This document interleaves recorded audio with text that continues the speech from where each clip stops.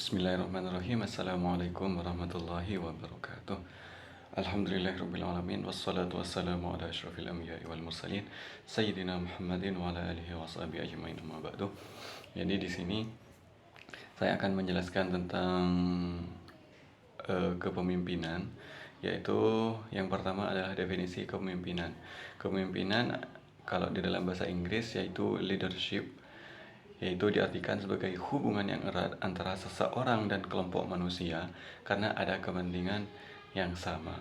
Kemudian hubungan tersebut ditandai oleh tingkah laku yang tertuju dan terbimbing dari pemimpin dan yang dipimpin. Jadi seperti itu.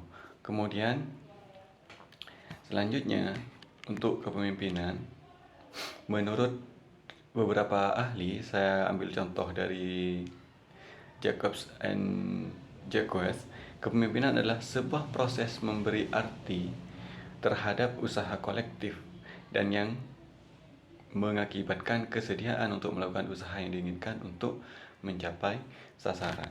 Jadi intinya dalam kepemimpinan ada seorang yang memimpin dan ada seorang yang dipimpin, yang mana pemimpin ini itu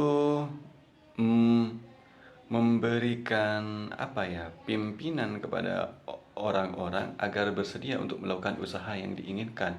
Tujuannya apa? Yaitu untuk mencapai tujuan atau sasaran.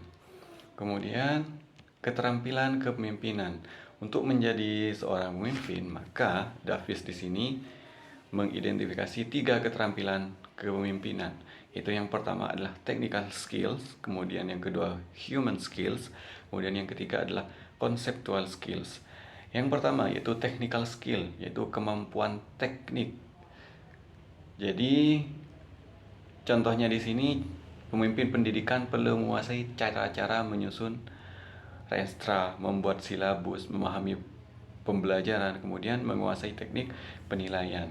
Maka ketika ada seorang pemimpin yang ingin bergelut di dunia pendidikan, maka pemimpin tersebut harus mempunyai kemampuan teknis. Contohnya bisa membuat silabus, memahami pembelajaran. Kalau seorang pemimpin tidak mampu memahami hal tersebut, maka bagaimana dia mau memimpin pendidikan? Jadi seperti itu. Kemudian yang kedua adalah human skills.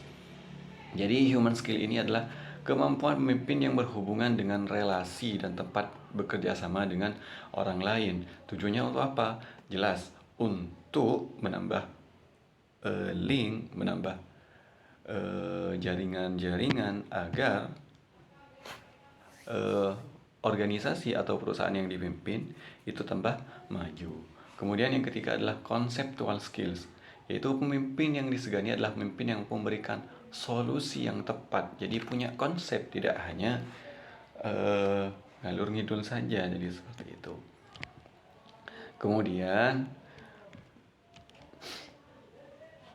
untuk tim dosen MKDK menjelaskan bahwa pemimpin perlu memiliki keterampilan kepemimpinan, yaitu diantaranya keterampilan dalam memimpin, kemudian keterampilan dalam hubungan insani atau human skill, keterampilan dalam proses kelompok, mampu berbaur dengan kelompoknya, kemudian keterampilan dalam administrasi personil, dan juga keterampilan dalam menilai.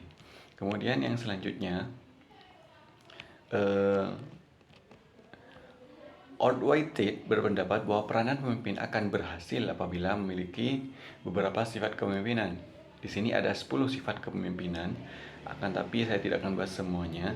Saya akan ambil 3 saja. Yang pertama, kesadaran akan tujuan dan arah. Jadi seorang pemimpin harus sadar apa sih tujuan dia memimpin. Jadi seperti itu. Kemudian antusiasme, yaitu memiliki keyakinan dalam usahanya sehingga bekerja dengan optimis. Kemudian yang ketiga adalah keramahan dan kecintaan. Jadi seorang pemimpin harus punya sifat ramah, harus cinta. Jadi seperti itu agar sikap ramah ini itu diikuti dengan penuh kasih sayang kepada sesamanya. Kemudian fungsi kepemimpinan. Jadi di dalam kepemimpinan ini ada 2 fungsi utama, yaitu yang pertama yang berkaitan dengan tugas, kemudian yang kedua itu berkaitan dengan pembinaan kelompok. Kemudian yang selanjutnya adalah gaya kepemimpinan. Gaya kepemimpinan di sini terdapat 4 gaya kepemimpinan dasar, yaitu yang pertama, gaya kepemimpinan otoriter, kemudian pseudo-demokratis, laissez-faire, dan demokratis. Nah, otoriter di sini gaya kepemimpinan yang menekankan pada kekuasaan dan kepatuhan anggota secara mutlak. Jadi pemimpin berhak bersikap diktator seperti itu. Kemudian pseudo-demokratis, gaya pemimpinan yang menekankan pada penciptaan situasi yang memberi kesan demokratis, padahal pemimpinnya sangat pandai menggiring ide, jadi seperti itu. Hanya kelihatannya saja yang demokratis, padahal di dalamnya tidak. Kemudian gaya kepemimpinan yang selanjutnya adalah laissez-faire, adalah gaya kepemimpinan yang tidak menunjukkan kemampuan pemimpin karena ia memberikan organisasi dan anggota melaksanakan kegiatannya masing-masing.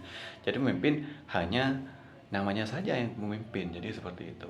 Kemudian yang selanjutnya adalah gaya kepemimpinan demokratis, yaitu gaya kepemimpinan yang menekankan pada hubungan interpersonal yang baik, yaitu lebih menekankan pada musyawarah ketika ada permasalahan-permasalahan yang terjadi. Jadi mungkin sekian penjelasan dari saya, kurang lebihnya mohon maaf. Wassalamualaikum warahmatullahi wabarakatuh.